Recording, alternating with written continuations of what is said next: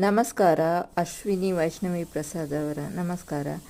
ಉದ್ದಿನ ಕಾಳಿನ ಜ್ಯೂಸ್, ಕರಿಕಾಳು ಉದ್ದು 1/4 kg ತಗೊಳ್ಳೋದು. ಚೆನ್ನಾಗಿ ಹುರಿಬೇಕು, ಪರಿಮಳ ಬರೋ ತನಕ. ಅರ್ಧ ಅಡಿ ತಾರಾಯಿ ಹಾಕಬೇಕು, ತೆಂಗಿನಕಾಯಿ, ಮತ್ತು ಅರ್ಧ ರುಚಿಗೆ ಬೇಕಾದಷ್ಟು ಬೆಲ್ಲ ಹಾಕೋದು, 7-8 ಏಲಕ್ಕಿ ಹಾಕೋದು. ಗ್ರೈಂಡರಲ್ಲಿ ಅಥವಾ ಮಿಕ್ಸಿಲಿ ರುಬ್ಬೋದು. ತೆಳು ಬೇಕಾದರೆ ತೆಳು ಮಾಡಿ ಕುಡಿಯೋದು, ದಪ್ಪ ಕುಡಿಯೋಕ್ಕಾದರೆ ದಪ್ಪ ಕುಡಿಯೋದು ಉದ್ದಿನ.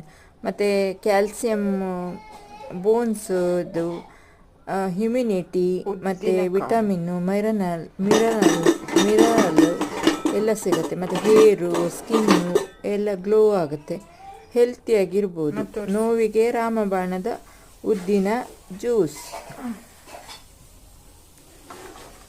Thank you.